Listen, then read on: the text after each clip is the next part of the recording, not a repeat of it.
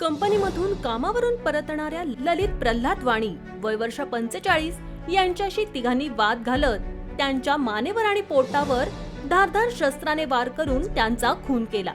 ही घटना रविवारी 2 जून रोजी रात्री 12च्या सुमारास सिंधी कॉलनी रस्त्यावरील नाथवाडा परिसरात घडली।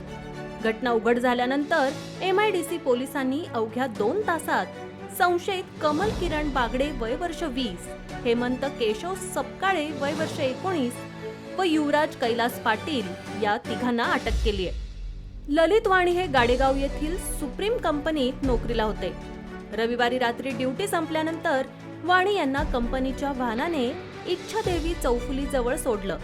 ते घराकडे पायी जात असताना नाथवाडा परिसरात हॉस्पिटलच्या बांधकामाच्या ठिकाणी काही तरुणांनी वाणी यांना शिवीगाळ करत वाद घातला। याविषयी तरुणांना हटकलं असता त्याचा राग आल्याने तरुणांनी चॉपर सारख्या धारदार शस्त्राने वाणी यांच्या मानेवर आणि पोटावर वार केले। गंभीर जखमी झालेले वाणी हे काही अंतर चालत जाऊन वाळूवर कोसळले आणि त्यांचा मृत्यू झाला।